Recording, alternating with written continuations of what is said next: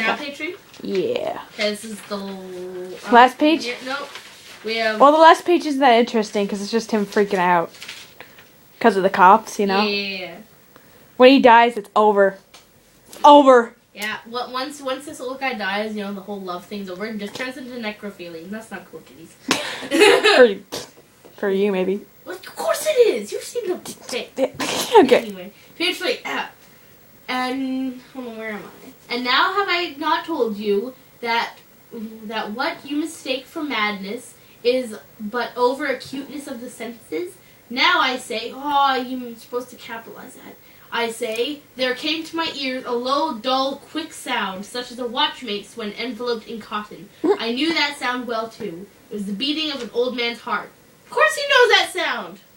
Come on. It increased my fury as the beating of a drum stimulates the soldier into courage. And even yet, I refrained and kept still. I scarcely breathed. I held to the lantern motionless. I tried how steadily I could maintain the ray upon the eye. Meantime, the hellish tattoo of the heart increased. It grew quicker and quicker, louder and louder, every instant. The old man's terror must have been extreme. It grew louder. I say, louder every moment. Do you mark me well? Of course he marks you. Yeah. I have told you that I am nervous. So I am. And now at the dead hour of the night, amid the dreadful silence of the old house, so strange a noise as this excited me to uncontrollable terror. Yet for some minutes longer I refrained and stood still. And the beating grew louder. Louder. I thought the heart must burst, and now a new anxiety seized me. The sound would be heard by a neighbor. The old man's hour had come. With a loud yell, I threw open the lantern and leaped into the room. He shrieked once only. In an instant, I dragged him to the floor and pulled the heavy bed over him. Oh, buddy. And I smiled gaily. Did his actually say gaily? Yeah. Awesome. I know. It was legitimate. It was awesome. To find the deed so far done. But for many minutes his heart beat on with a muffled sound. This, however, did not vex me. It would not be heard through the wall. At length it ceased. The old man was dead. I removed the bed and examined the corpse. Yes, he was stone dead. Yeah. I placed my hand upon the heart and held it there. Many minutes. There was no pulsation. He was stone dead. Yeah. He would trouble me no more. If you still think me mad, you will no longer when I describe the wise precautions I took for the concealment of the body. The night waned. He did more than check his pulse. And I worked hastily, but in silence. I took up 3 planks from the flooring of the chamber and deposited all between the scantlings. I then replaced the boards so cleverly, so cunningly, that no human eye, not even his, could have detected anything wrong. There was nothing to wash out, no stain of any kind, no blood spot whatever. I had been too wary of that. Nothing to clean! Yeah! Other than wasted. When I made an end to these labors... hold on, wait, 1 sec. This is one paragraph. It was 4 o'clock, still dark as midnight. As the bell sounded the hour, there came a knocking at the street door. I went down to open it with a light heart. For what had I now to fear?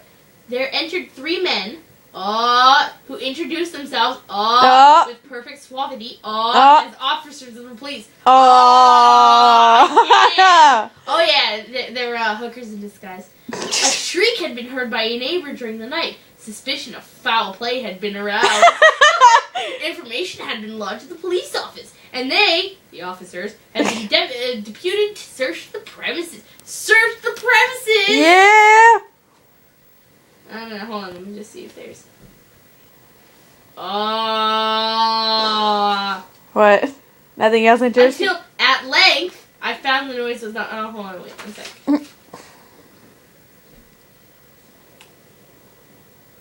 Okay. Hold on, just this one sentence. Okay. No doubt I now grew very pale, but I talked more fluently and with a heightened voice. What could I do? It was a low, dull, quick sound. I gasped for breath, but the officers heard it not. I talked more quickly, more vehemently, and the noise steadily increased. I arose and argued about trifles, in a high key and with violent gesticulations, but the noise steadily increased. Why would they not be gone? I paced the floor to and fro with heavy strides, as if excited to fury by the observations of the men. I foamed, I raved, I swore. I swung the chair upon which I had been sitting and grated it upon the boards, but the noise arose over all and continuously increased. Careful. They were making a mockery of my horror. This I thought, and this I Horror? did. Horror. Oh, okay. But anything was better than this agony. Anything was more tolerable. I could bear those hypocritical smiles no longer. I felt that I must scream or die. And now, again. Sorry, that just sounds scary. Yeah, okay. Yeah, nothing else. He just confesses to murder, but, you know, Yeah. he had sex with those cops. English class was never the same. That's like the best story ever, though. Best story ever. Cunningly thrusted in. I remember his face when we're all just sitting there. we were the only ones laughing too. We were just You, Daniel, and I were just sitting in our little row. You, me, Daniel. Just and she's like, "Shut up!"